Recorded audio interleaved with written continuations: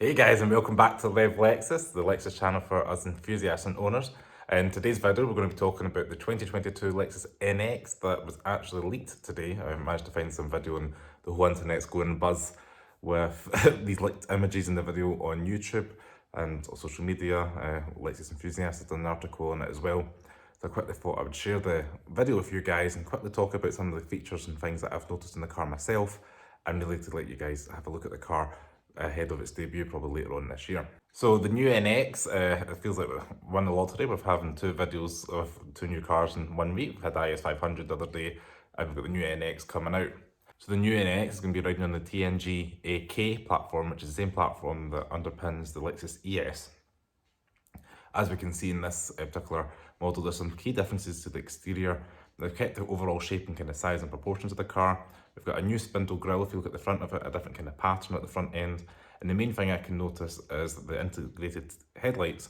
Instead of the wee tick that's separated, it's now integrated, and it's been the LED bars being moved from below to above the headlight. And also we've got quad beam LED headlights instead of the tri-beam that we've currently got.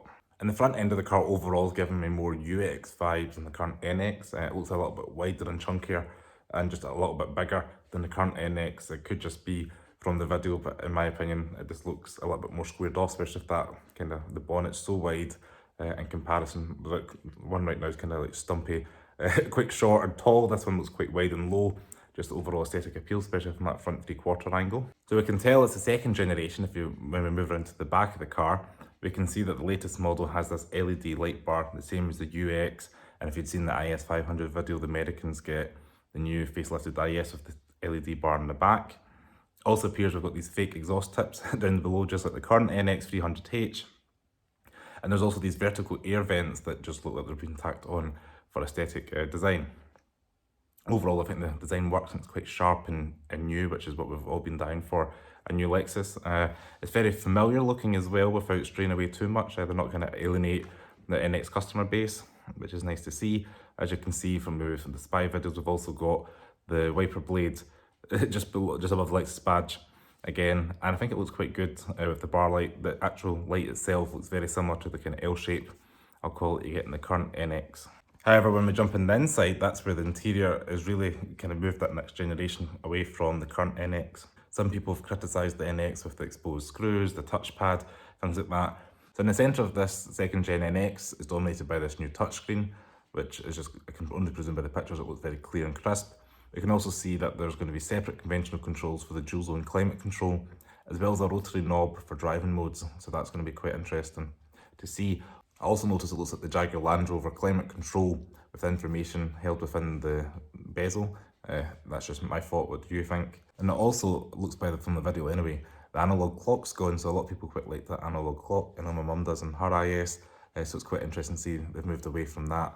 And we've also got a new, more compact gear lever, heads-up display, new switch gear, so it all looks a bit more fresh and new, and probably a bit more leaning towards more youthful end of the market. An interesting point is the fact that this car is badged the NX200, which I'm going to guess is going to be the entry-level model. It does have German plates, so maybe in Europe we're going to get that. I can see with the UK emissions, we're probably only going to get the hybrid or maybe the plug-in hybrid, which at the end of the video actually says NX350H. And then I believe there's going to be an NX 450H Plus, which I believe is all going to be running on the RAV4 running gear, so a RAV4 Hybrid and a RAV4 Prime with the plug-in one they've got.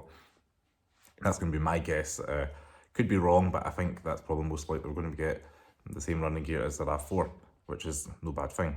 But that's my take on the 2022 NX. There's not too much information right now. I just wanted to share it with you guys so you can see it, what you think of it. Comment below what your thoughts are on the 2022 NX. Would you buy one? Do you have a current NX and you would like to buy one? Do you not like it? Well, I'm really curious to see what you think. So if you could give me a like, I would appreciate it. Subscribe to Lexus below. As I mentioned, it's the Lexus channel for us owners and enthusiasts.